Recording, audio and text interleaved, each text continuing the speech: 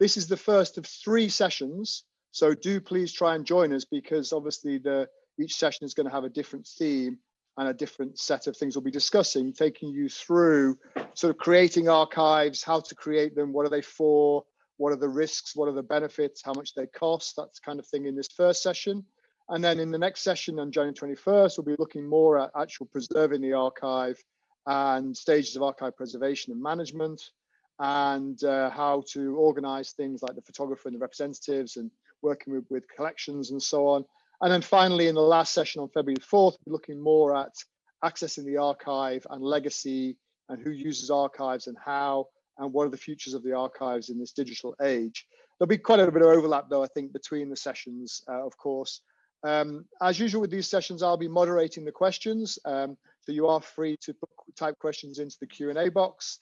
If they're pertinent to what we're discussing at the time, I'll ask them in the course of the talk, but otherwise we'll keep them to the end and we'll share them with Alison and Hilary at the end. I'm not going to do too much of introduction to Alison and Hilary because I think they're going to kind of self-introduce each other in conversation. But without further ado, welcome. We've got 135 people in the room with us, which is absolutely amazing. Welcome to everybody. And I'm sure we've got a lot more on Facebook too. So handing over really to Alison and Hilary, and looking forward for really interesting and valuable insights from both of you. Thank you very much.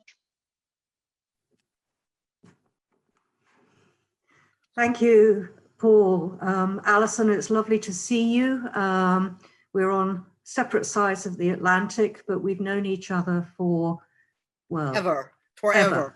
Indeed, at least 20 years, during which time our roles have evolved, our work has expanded, progressed. Tell me a little bit about how you first got into curatorship. Well, it strikes me that although we've ended up at very much the same place as people interested in all kinds of photography, but also photography in photographs in large numbers, that you've worked for one institution for your entire career, though in very different capacities and with different parts of that collection. Whereas I have worked in pretty much every kind of public institution that that holds photographs. And I was thinking about that this morning, that every one of them thought they had an archive. Every one of them used the word archive. I started in a 19th century ethnographic archive, actually at the Harvard Museum that I'm affiliated with today. My research for my dissertation took me to archives all over the world. And then at George Eastman House, we had a collection that included a number of archives. But we called the whole thing the archive, even though it wasn't. And I think you also oversee a collection that includes archives. Yes, well, when I first joined the Imperial War Museum, I was an archivist, trained in text-based records rather than photography, because at that point, the science of managing a photographic archive was not really on the list of what a qualified archivist was expected to do. When I joined the Imperial War Museum, it had an accumulation of archives and collections from official sources, private individuals, and professional photographers. And I was recruited because at that point in time, they recognized for the first time that that what the Imperial War Museum's collections, which at that point were 5 million images, comprised, was in fact an archive. And they thought, right, well, we need an archivist to deal with this. Since then, I've evolved from being an archivist to a collections manager, which is also a science in itself.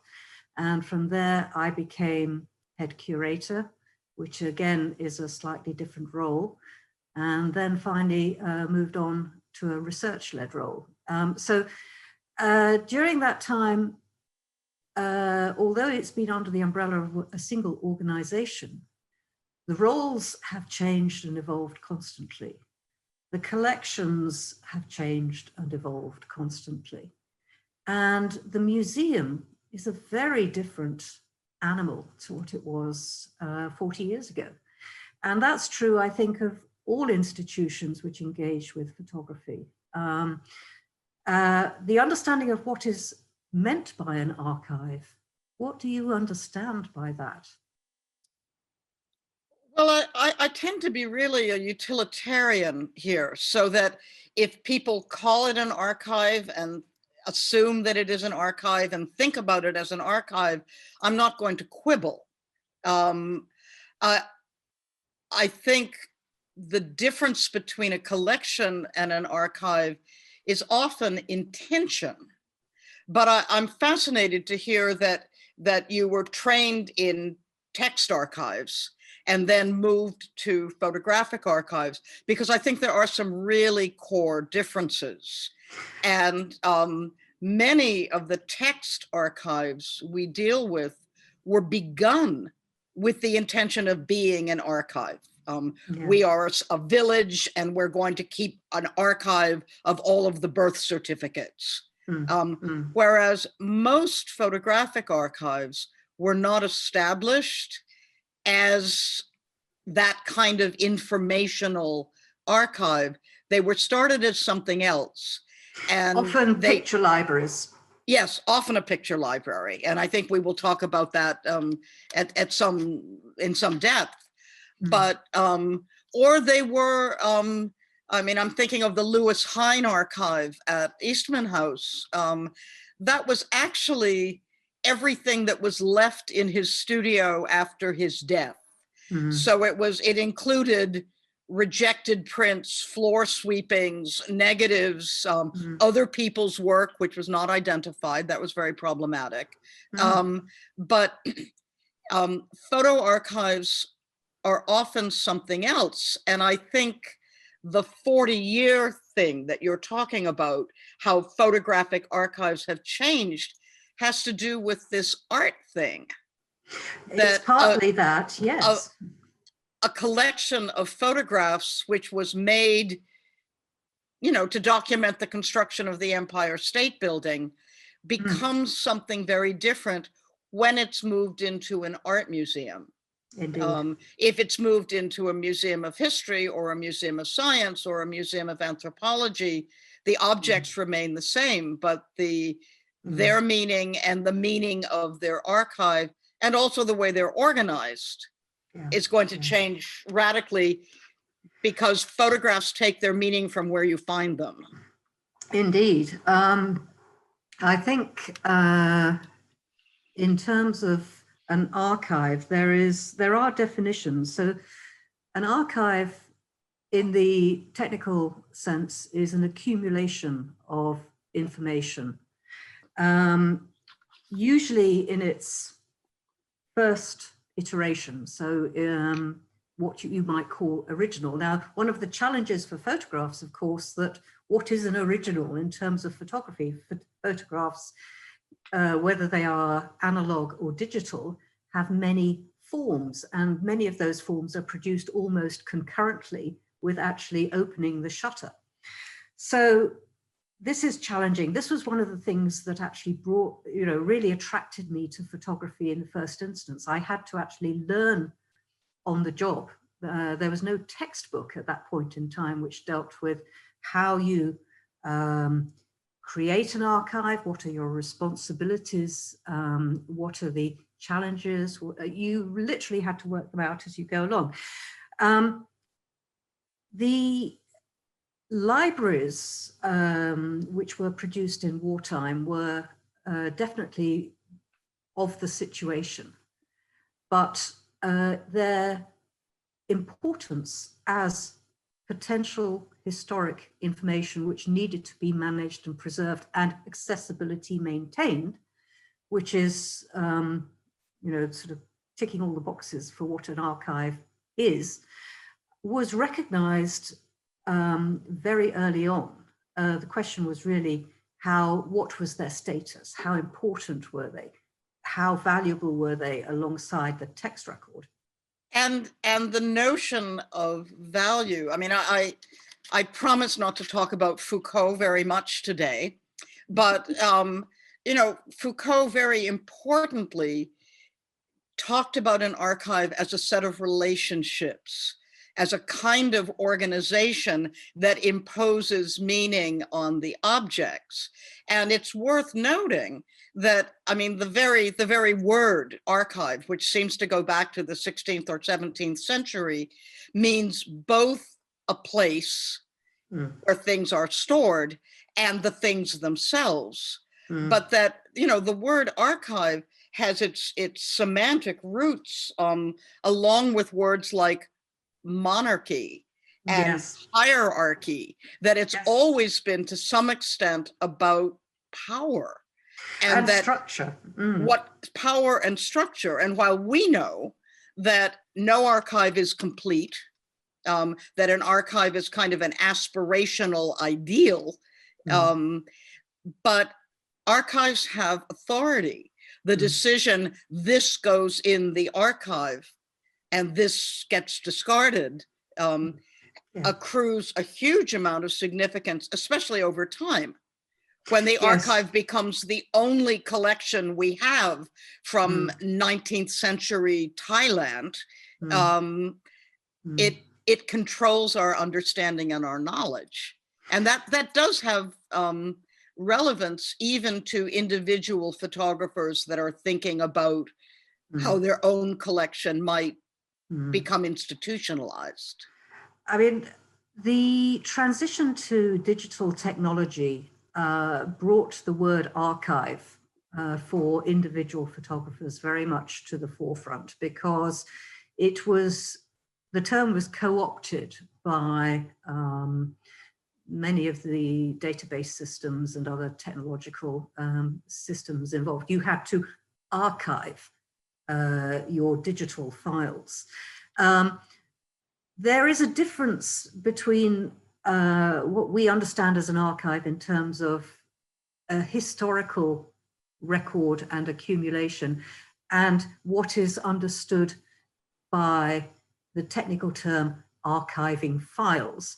But the benefit of this evolution has been that photographers have become far more aware today than they were really in the 1990s up to that point, that unless they are proactive and think ahead in terms of how they manage their work, it isn't going to survive. This is an interesting distinction, because, I mean, even in the years that I was at Eastman House, which was the aughts, I would get phone calls at least twice a week from people concerned about their room full of stuff. Yes. And the difference between a digital archive and a room full of stuff is that the digital archive requires some degree of organization, even at the beginning. Whereas the room full of stuff, I mean, people could literally open the door and put some more stuff in and shut the door again. Yes. If you put a set of prints or negatives in a box on a shelf in fairly stable conditions, you can be reasonably confident if you open the door 30 years later, it will still be there. But if you adopt that practice with digital photography, which has no physical presence, in my practical experience, the average is about 3 years. It's the lifespan of a piece of technology, a computer or a hard drive, whatever that might be. So the other element to this is actually retrieval, being able to find the work, the project, the assignment you are creating. File labeling and metadata has moved from being a cataloger's responsibility to being very firmly the photographer's responsibility. If the photographer doesn't actually fill the metadata in, keyword it, enumerate it, and keep an eye on its survivability, that work can be lost. And, you know, there are many examples I can tell you of really important archives, which thanks to a server outage, hot weather, you know, some kind of electronic disaster, have been lost to posterity because they haven't been backed up. Though with paper archives, archives of things, we need to remember always that the archives we're working with are the ones that weren't in a building that burned down, that didn't go to the dumpster. The fact that they were saved, and they often were not saved because they were the most important. They were saved by chance. Yes, and, serendipity. And you know, with the room full of stuff, moving it from somebody's attic to an institution. I mean, I'm really aware of only one place, the Center for Creative Photography in Arizona, that makes an effort to collect everything when they bring an artist's archive into the collection. They collect negatives and contact sheets and laundry lists and business papers. They work subjectively with the artist, if the artist is still living, to determine what are all of the things in this room full of stuff that will inform your career. And that's an exceptional institution. Most places don't want your negatives. Well, this is where the paths of documentary photography, which is photography of witness testimony, evidence, the historical record, and the art, the fine art photography diverge. The experience of art collections where you're talking about finished prints and where the negative is only a preliminary step to that journey is very different to documentary archives, where everything revolves around the ability to contextualize the image and substantiate not only its validity, but the information that it contains. So I can give you an example of when the Bloody Sunday inquiry was ongoing in the United Kingdom. This was an investigation into what happened in Northern Ireland in 1972. One of the longest running public inquiries in Britain to this day. We had lawyers for all sides involved examining not only the prints, but the negatives, the copy negatives, the documentation, and the catalogs that accompanied those things, and actually in one or two cases, the photographic equipment that was used to generate it, to see whether the two matched up. In another example, the relief of concentration camps in the Second World War, trying to work out gaps in the record about who took these photographs, whether they were Germans or British or whoever. It came down to looking at the negatives themselves and cross-matching that with all the ephemera that was around, but ultimately sitting down and saying, this photographer had this camera and he was using it at that point in the day. Do the negatives and the prints and the photographs all match up? There's no question that negatives have lots of value in all different kinds of photographic categories. But I think this is definitely the point in the conversation to assert that photographs are slippery little things. And one of the wonderful things about archives is that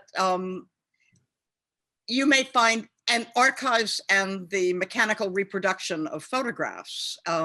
You may find the same photograph in a historical museum, an anthropology museum, and an art museum, and the context that every archive provides will be quite different.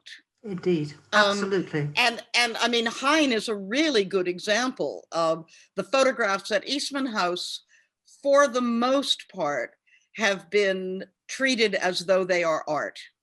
Right. And again, the archive is all over the place. The same images appear in the archive, a real archive, of the Russell Sage Foundation at the New York Public Library, where the photographs are contextualized with the original publications in the early part of the 20th century. Yes. And we respond to the photographs very differently. We do. Tim Hetherington's archive that I was involved with is an example of crossover, and so are Don McCullum's photographs as well. To talk about Don very briefly, he is absolutely clear that he regards himself as a photographer. And I am deeply grateful to him for actually being that clear on that point.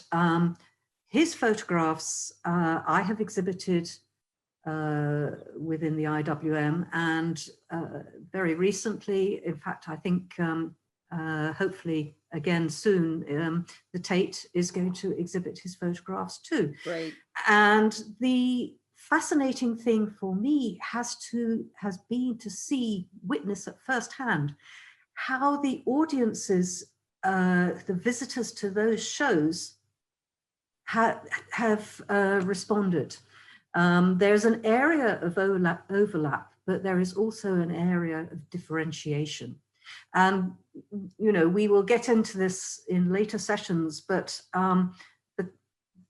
the curator's role is in some ways to be aware of all these different potentials. The photographer can produce a body of work which is intended for an immediate audience, which they are well aware of. They may 10 years, 20 years down the line have another look at that same body of work and see things that they haven't seen before. But or a different curator may see things that have not been seen before. Well, this is exactly it. That quite often in discussion with photographers themselves, I tell them what I am seeing, and it is certainly a real. You can sort of see a eureka light bulb moment going on there. Ooh, I never thought of that one. And so, yeah, you're absolutely right. Photographs are slippery. The archives, in terms of what should be in them, you need to sort of think broadly and try and think ahead. Try and put yourself in the position of somebody 50, 100 years down the line. What kind of questions might they be asking of your archive? It's the great challenge, isn't it? And I think this question of who creates an archive is really key to our understanding. And I guess the additional question to that is who creates the archive and why? Yes. We've talked a lot between ourselves about the picture archive, which, you know, begins as a tool for doing business, that those rooms full of file drawers, whether at Magnum or at Black Star, it was simply the easiest way to move an image from one place to another. The easiest thing to do was put it in an envelope and mail it to New York. Yes. Or wherever. And they had a very specific function. After the digital turn, when we had an easier way or a better way or a faster way to move an image from an office to a newspaper, those no longer useful files full of photographs became something else. And in some cases, they became things that went to the dump. Yeah. And in other cases, they became they were elevated in a way. I noticed that there was a change in vocabulary with Magnum, where it was called the picture library until it was no longer useful, and actually until it was for sale, when it became the Magnum Archive. And I think we need to pay attention to how a collection came to be what it is, because that tells us what's not there, and about the organization as well. Well, that is part of archive science. So that is what I was taught 40 years ago or more, that you need to actually understand the creator, and the creator can be an individual or an organization, an institution, a business, but you need to actually delve into that before you make any decisions about. And as much as possible, you need to preserve that. You need to preserve the original organization. Yes, and business records, the lot. Even though the original organization becomes a record of how something was used in the past. And of course, one of the great things about digital technology is that an object or a reference to an object can exist in multiple categories, multiple digital file drawers. I mean, in recent years, I've been lucky enough to occasionally visit a family studio archive. So this is a local family photographic business in Lewes, in Sussex, in southeast England. This business was the main photography business of the town from the 1850s to the present day. It's one of the longest running family-owned businesses in photography that I know of. And they have everything, absolutely everything. And they not only have their negatives and their equipment, and even the backdrops to their studio portraits, but they also have the business records, which are crucial because you can tell exactly who commissioned a photograph, on what day, how many copies they wanted. Indeed. I mean, I've got a photo of it. I can share my screen a little bit and just bring an example up. You know, I've been working with a similar, I guess it's an archive collection in Toronto, where the current owner of the archive is the third generation photographer within the Portuguese Canadian community of Toronto. And not only does he have every First Communion photograph made within that community in 100 years, but he still has the props. He has the illuminated Jesus statue that you stood next to.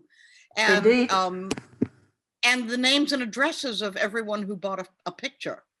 Okay, I'm trying to share my screen right now. I don't know, can you see that? It says, there you are. Yes. You can see it. Yes. So this is the Reeves archive in Sussex, which goes back to 1850. On the shelves, you can see the boxes of glass plates from the 19th century. On the right, you can see business records, and in the foreground, you can see the ledgers. And without those ledgers, all the rest is useless. And so many studio archives of the past have lost those essential books, which enable us to. Yes, I would speak of the 19th century ethnographic collections that I've worked in a lot. We call them archives, but they are accumulations, and what is lost exactly is that context. In general, even if we know who made the photograph, we don't know how the photograph got from where it was made to where we found it in Cambridge, Massachusetts. And if it's only recently that we're seeing that kind of work being done with a few specialized objects from within that collection. I mean, all of this has the potential to impact on the knotty subject of the value of the archive. The archive has, I think, two potential values, maybe more, but one of that is the record, knowledge. So, you know, the significance of the knowledge and information that it contains, or the artist's vision, the skill thereof. And then the other is the knotty one of financial value. And the flip side of financial value is people need to understand how expensive it is to bring even the most brilliantly organized archive into an institutional collection. It really, really is. In my institution, we cannot accept, we have to make a case to, like every institution does, we have to make a case for acquisition of an archive. And there is a very detailed evaluation process, which involves a lot of due diligence about ownership. We have to have an independent appraised value of that collection. And that actually determines what level of seniority within the museum is actually allowed to sign off on the decision to acquire. The other part of that assessment process we need to estimate the potential costs to the institution of actually taking that archive into our care. We, as a body, will not take on an archive or a collection which we don't have the resources to look after properly. Now, that would not be ethical. It would not be ethical. Professional standards dictate it. I mean, the legend is that sort of archives are given to museums where they disappear into the stores and are not seen for decades until some researcher happens upon them. That is not actually how it works. It really isn't. As soon as something enters the museum's collection, these are all UK national standards. Its existence has to be immediately documented so that the public know that we have it. And from then on, there's a body of work to be done in actually making it accessible. With Tim Hetherington's archive, that archive, the Tim Hetherington Trust did a marvelous job in terms of creating an inventory of it and working with the museum in every detail. They took their time about their decisions. They didn't rush this. And they understood what the pressures on the institution can be. We had to accommodate relationships which had been established. So, I mean, this is an example where arrangements with Tim's gallerist had to be respected, and his film work with people like Sebastian Junger and so forth had to be respected. So it wasn't simply a matter of saying, wow, yes, wonderful, we would love it. There were all these processes to go through. The most complicated one for Tim's archive was to get a proper appraisal and valuation, because valuer after valuer felt they weren't equipped, they didn't have the skills to do it. And I will say that it's fairly common knowledge in the States that there are a couple of appraisers who, and again, the complication is that slippery transition from photojournalism to art, because art is where the value is. Now, of course, our tax laws are different in the States, and there can be a huge financial advantage from a tax standpoint to donating an archive to a public institution. So you want it, appraised at the highest possible value. even though it's not remotely realistic. If you were to dump 1 million photographs on the market at once, you would not get what the appraisers say they are worth.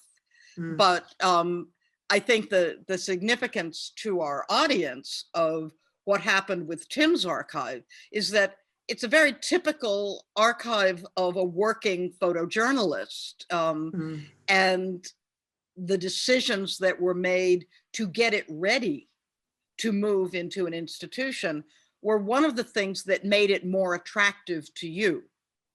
If they had said, we've got a room full of stuff, sort it out, you might have said, we don't have the staff, we don't have the labor to do that. No, I mean, this process with that particular archive took years. And what I would say, yes, what I would say to any professional photographers or their representatives who are listening in is that life happens. You need to plan now for your archive, regardless of what point your career might be at. If nothing else, you need to make a will and keep it up to date, putting into some kind of legal form what you wish to happen, who should be responsible. I work obviously with photographers who engage with conflict. Conflict is a very, very risky business. Things happen, we all know that. Paul was in Bosnia, and Gary has covered conflict around the world. So you have to be prepared for this, and you have to be aware that your next of kin, if they are expected to take it on, have to have the wherewithal to be able to deal with it. But it's certainly not limited to photographers who engage in conflict. I actually was reading an estate planning document just the other day, the title of which was "In Case You Get Hit by a Bus." Yep. And so the point is that making a will is very important, and thinking about, I mean, you probably shouldn't leave those decisions to your mother. No. You should, if it's possible, make some of the decisions ahead of time and put them in writing and put them in your will. And that is something I think we'll be talking about more in sessions 2 and 3 about what decisions an individual photographer ought to make. But remembering, and again, I will just say this as coldly as possible to the heirs and widows, that you're not sitting on a gold mine. You're sitting on something that will probably not make you the money that it costs to maintain the archive. And I think that's one of the biggest misapprehensions about rooms full of stuff that we deal with. I mean, many photographers will be aware of the cost of commercial storage. We'll have exhibitions in storage, all of this. And the cost of maintaining an archive is enormous. The cost of actually creating an inventory from scratch needs to be factored in. When you're talking about cataloging individual images, I mean, when you're taking a large archive in, what you have to do is find a way of making sure that the cataloging is merged with the rest of the museum's cataloging standards, and also is upgraded to make sure that it fits. It fits the need for retrieval.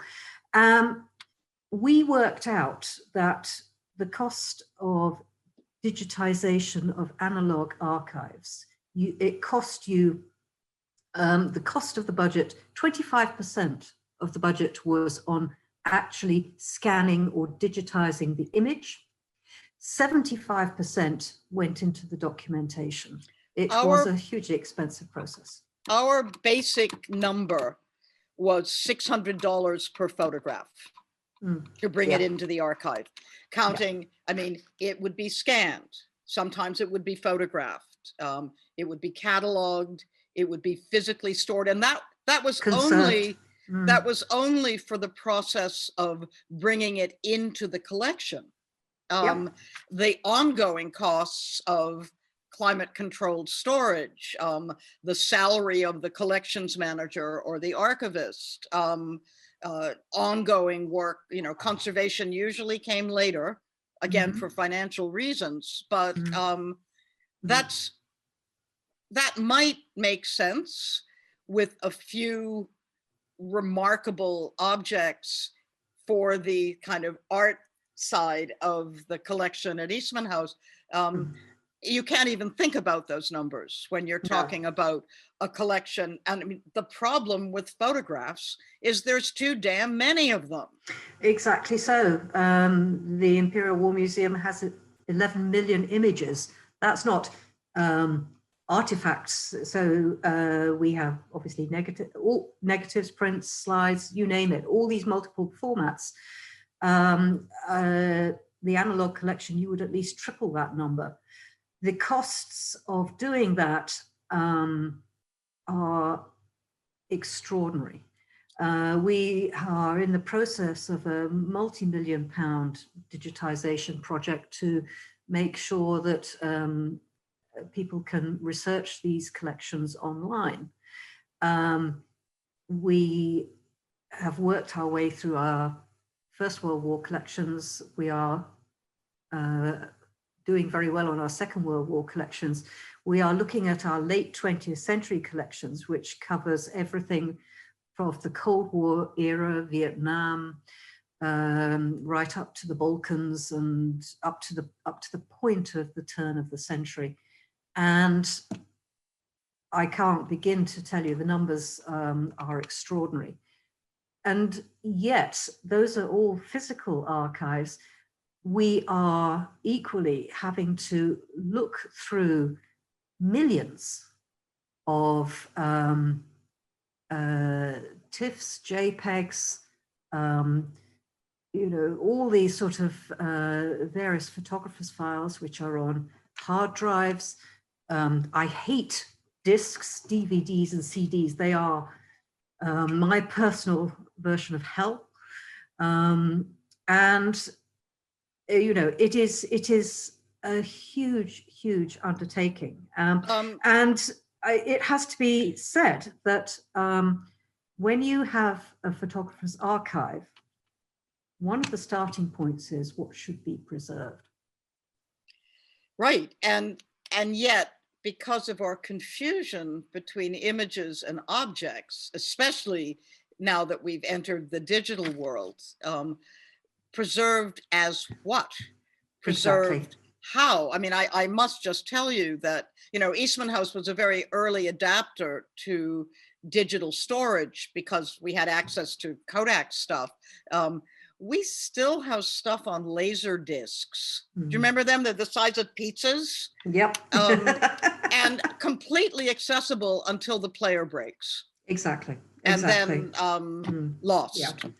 And there you have the sort of situation, which is that many photographers today are storing their material in the cloud, and you are therefore dependent on another enterprise as to how those images are stored, whether they are stored in full-size resolution, you know, what is kept and what is preserved. So, and the other element with all of this in archives which are not closely managed is that you can lose track of who took the photograph, where it originated from. And if you're dealing with documentary photography, I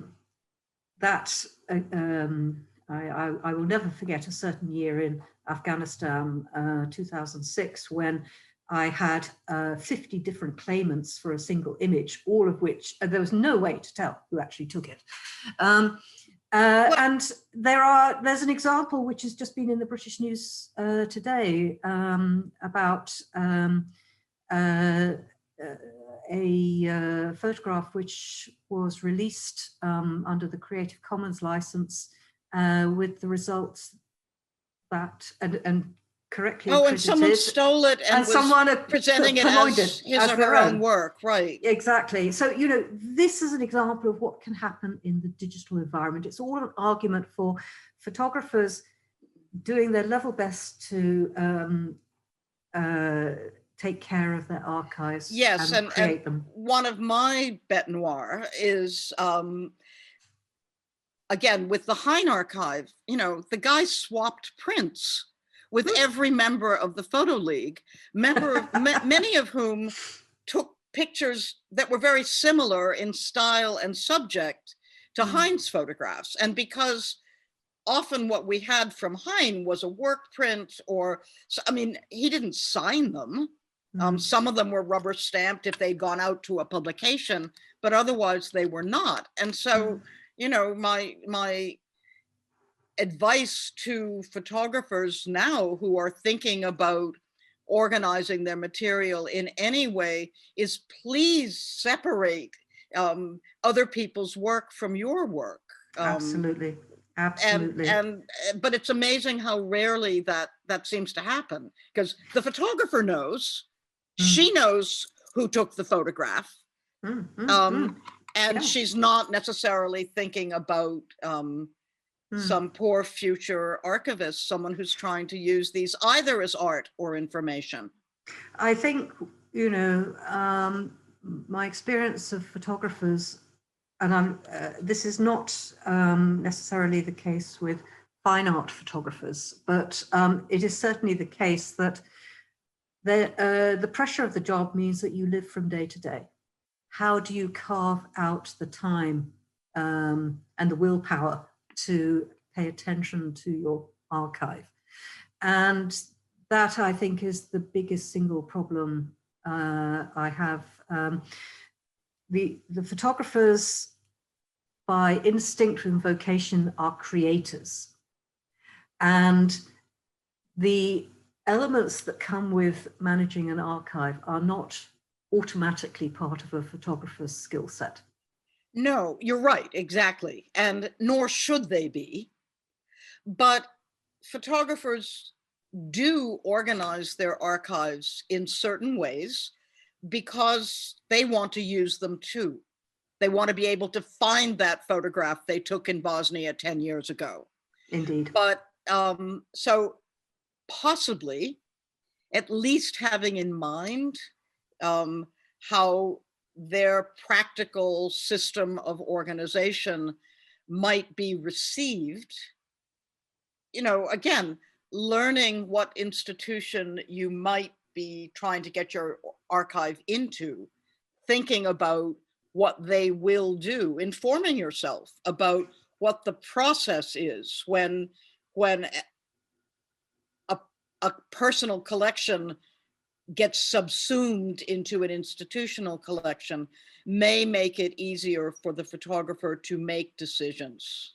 Having conversations with the right sort of people, people who are doing this kind of work, is, I think, very, very helpful. I know that in my day-to-day, I have a lot of these kinds of conversations. And every so often I sort of say to the photographer who I haven't seen maybe for 5-10 years, how are you? Have you made your will yet? You know. No, but yeah. I'm also thinking about two photographers whom I won't name, both significant photojournalists, both of whom offered archives to or personal collections of stuff to an institution that I worked for. And one of them, neither was digitized, but one of them, every negative ever printed was organized in chronological order, and there was a cross-referenced subject-based database, and the numbering system was, the second photograph was number 2 and the first photograph was number 1. The other archive was in 4 different states, under a bed in New Jersey, in the back of a car. And I mean, it's obvious which archive, they were both the same size, but it's obvious which archive we felt we could take on. Sure. And I do think that basic things like making a will. I would also like to suggest that photographers at least take a look at the PIR, the Photograph Information Record. If you Google that, it comes up. It's available now in about 30 languages. And it's a questionnaire, again, generally used by art museums, for soliciting information from the maker of an image when their photograph goes into the museum. Now, this is obviously better for singular purchases rather than purchase or acquisition of a room full of stuff. But it asks things like, you gave us the image framed. Do you consider the frame part of the work? May we reframe it for exhibitions? It becomes a way for the photographer's knowledge about that particular object to become part of the permanent record. And more and more institutions are using the PIR, but I ask photographers to familiarize themselves with it because it may raise responsibilities. I remember presenting the PIR to a group of students, and one hostile student said, our job is to make the stuff. Your job is to figure out all of this stuff. And I said, well, no, your job is to make it as easy as possible for us to take care of your work when you no longer can or no longer want to. Indeed. I mean, I don't want the whole business of managing a photographer's archive to sound too intimidating. Things like creating a basic inventory or a system whereby material is organized, documented, and backed up is not that difficult. It's not rocket science. It's just about being it's methodical and time disciplined, though. Exactly. But you don't need to have a master's degree in the whole thing to actually do the basics and the sensible things. It's about doing it, making it part of the day-to-day activity. And I know that most professional photographers have a very good sense of that because their business depends on it. Yes, and I think next session in 2 weeks, when we start to talk about preservation and organization, that there are ways that a sort of basic practical system of organization can be transferred along with objects or digital files to an institution. Yeah, and there are a lot of people out there able to give advice and guidance. I think we've been talking for quite a while, and I wondered whether, Paul, we have any questions that people would like to ask we do us. have a lot of questions and fascinating discussion between you. And I think I'm going to try to keep the questions sort of along the themes we've been talking about today. There are some here that I think we can save for the future talks. But one very practical one is, I mean, I think it's interesting that lots of photography courses out there training people to be photographers, but very few training people to work with photography. So a couple of people are asking for advice on if actually want to become a photo archivist or a curator. Are there any particular courses? And you mentioned your training. You know, what's the best way to get into the business of being an archivist? It sounds like there's plenty of work out there for people who want to do this. But it is a rare academic discipline, especially where photographs are involved. You know, there may be an hour's discussion of archives in a curatorial course. I do want to point out, because I think it's the only one in the world, the Photographic Preservation and Collections Management program at Ryerson University in Toronto.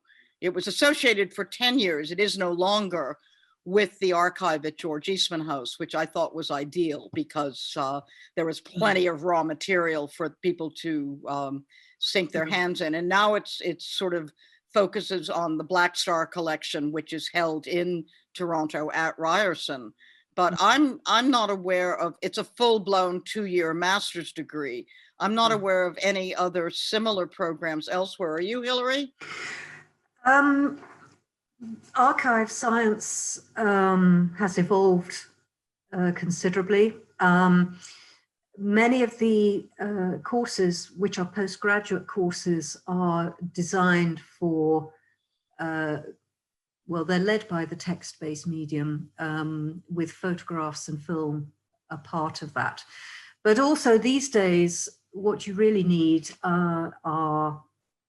is instruction on digital archiving and digital asset management, as it's known, because you find yourself often, you know, as a still camera, professional camera these days can shoot video clips alongside photographs, and many professional photographers are asked to provide both. And so, I mean, we have to be prepared for people who are specializing in management of photography collections to cross over into other media and find techniques to actually manage all of them. So if you want to become a professional archivist, there are courses available, just as there are training courses available in museum skills and curatorial skills. But at the moment, I'm not aware of any regular running courses, and people correct me if I'm wrong, for photographers in archive management. It's that I think is potentially a gap. There are many courses which teach photography. Management of the photographer's archive as part of those courses, I hope, is being taught, but I am not aware, Paul, you might be, of whether that is a standard element of those courses. Well, we certainly do, on the courses we teach, talk about backing up, and, you know, the idea there's only 2 kinds of hard drives, one that's failed and one that's going to fail, and making sure that you've got your work backed up in multiple places and it's accessible. And, you know, the key thing about images, they're only valuable if you can find them. And I think they're sort of basic principles that we talk about, but it's certainly not, you know, something we do deal with, but it's not a separate course of its own. Yeah. We had a couple of interesting questions around what you might call the politics of the archive, and there are 2 that sort of relate to each other. One from Nick Schoenfeld about when you're working with a collection of images or objects with a community that might not think of itself as an archive in the first place. You know, what kind of questions does that raise? In other words, kind of imposing an archival vision, I guess, on somebody else's material. And the other one from Veronica Otero, which is very relevant, I think, about the current issues about decolonizing you know, the world, and obviously decolonizing the archive. She mentions a project done with the Maasai tribe with UK Museum's Living Culture Project. And how are those decisions handled between the archivist, the photographer, the subjects? You know, do you have some examples of kind of collaborative practices? I certainly do. Yeah. Been empowered to sort of tell their own stories, as it were, because there's a lot of, you know, archives are considered to be neutral, and I think what you're coming across very clearly is that they're not. They're very they're created things that are dynamic. I mean, I would like to point to the wonderful book about the Zealy daguerreotypes that has just been produced at Harvard, a really good example of photographs that are the photographs of enslaved people that are extremely difficult to look at. Their exhibition, even their ownership, is disputed at this point. And I think that's true for a tremendous number of the 19th century ethnographic archives that I've looked at. Almost all of them today are questionable in some way. They can be decolonized, but it means bringing in multiple voices, and it requires a degree of humility on the part of the anthropologist. And I think that's happening. I think we're seeing these collections being treated very differently. But I remember 20, 25 years ago, I was involved in one of the first major exhibitions of work from this kind of archives. It was called Der geraubte Schatten, the stolen shadow, which already tells you something about the way it's being interpreted. But when that show happened, one of the radical newspapers in Berlin said, these are racist photographs. The act of looking at these photographs is racist, and this collection should be destroyed. I get very nervous when we talk about destroying this kind of collection, because there's lots of important historical information. How can you learn? I mean, I would say that when you are working, or when I am working with either an individual or an institution whose archive is potentially coming to IWM, the first key point is to build a dialogue and a relationship. You have to understand where the photographer or the institution is coming from yourself, and they have to understand you. That relationship does not begin or end with the point of transfer. You maintain it after the archive has physically been transferred. But it is a case of humility and a sense of responsibility. I've always said that a curator is a bridge between a creator and an audience. And, you know, that applies when you are trying to work out how to manage the future of an archive. There are times when, in my area, people, the creators, want more to be preserved than is practical, necessary, realistic. Many duplicates, for example, the future of exhibition prints, perhaps. There are times when they don't want to let go, or there are times when they wish to shape the contents, and you cannot impose hard and fast rules on those situations, because, you know, each one is complex. So it's a dialogue. I listen really hard, and I make notes, and that forms part of the permanent record, you know, how those decisions were made. If I am reviewing an archive for acquisition, by which I tend to sort of think in terms of an aircraft hangar full of photography, that's just my life. But if I am reviewing it, I talk through what I call category A, category B, and category C things. So category A is, no question, this material must be preserved. We know it, no debate. Category C, the opposite. We both agree this material is ephemeral and doesn't need to be preserved. Category B is where you have a real discussion. And that is where your relationship stands the test of the project. If it's a good relationship, then you know, you will get an agreed decision, and you will record those decisions. So you listen to the case for and the case against. And with very few exceptions, that has always worked for me. Going on to the decolonizing the image thing, there is an impression that once an archive arrives in an institution that it is cast in stone.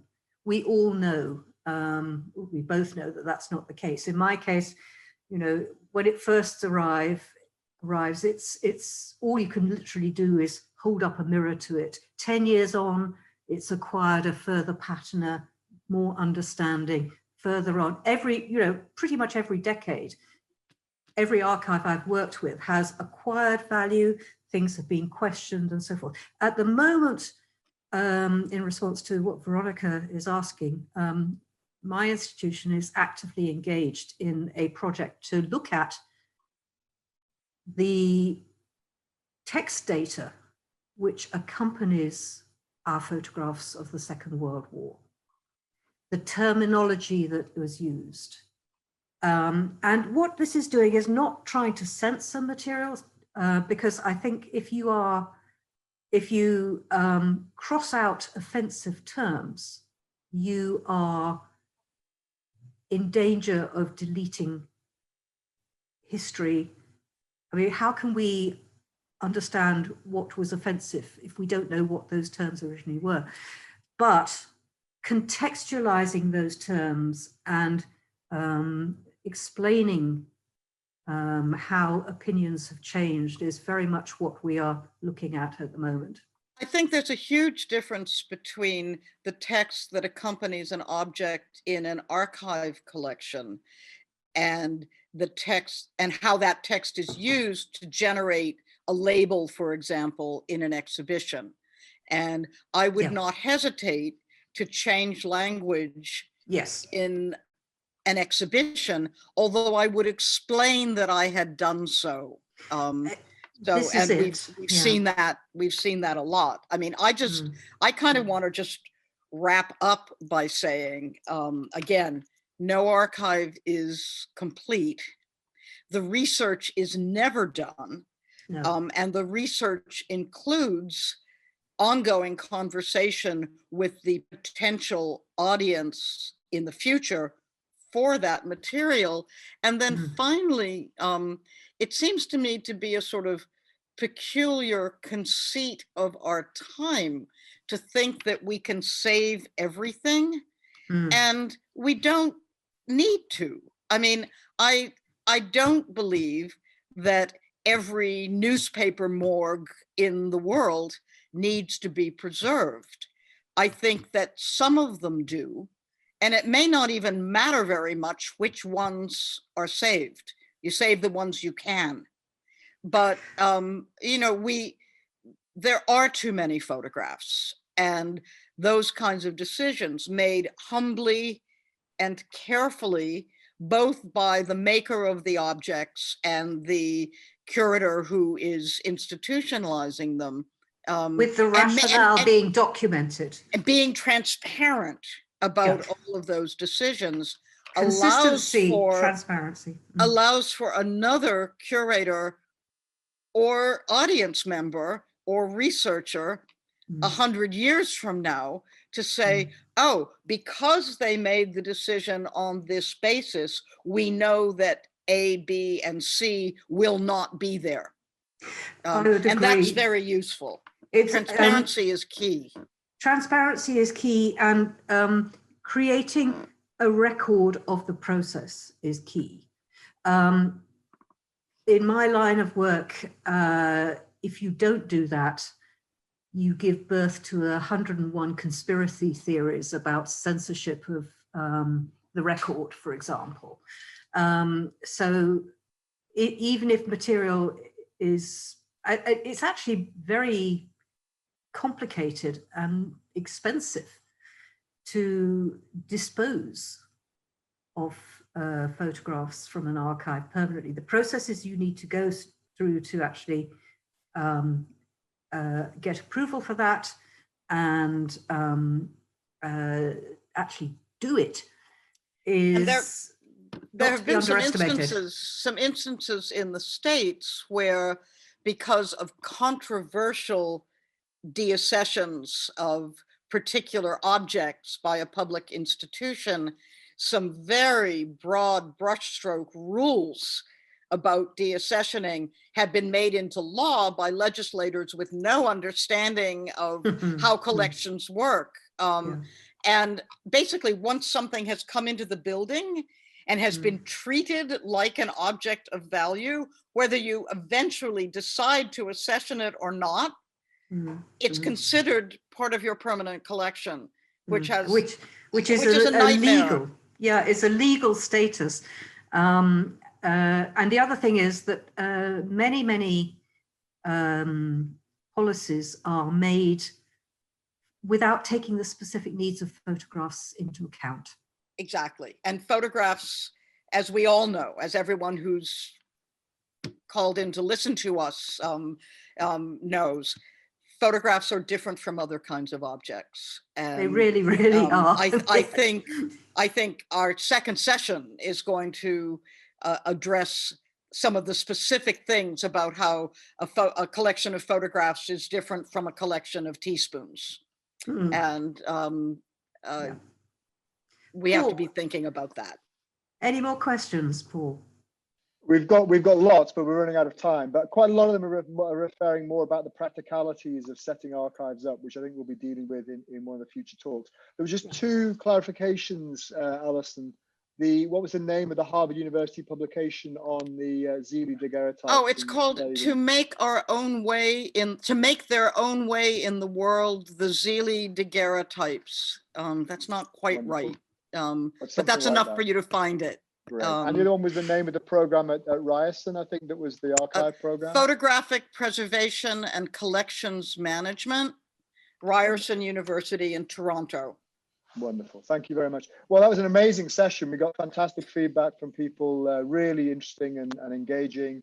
I think we really covered the kind of philosophical questions around archives as well as some practical ones. I'm really looking forward to how the conversation is going to continue. We had almost 250 people at the high point, which is absolutely fantastic and really fascinating and wonderful just to sit and listen to you two discuss these things so eloquently and so intelligently, and really excited to look forward to the next session. So thank you very much, Hilary, Alison.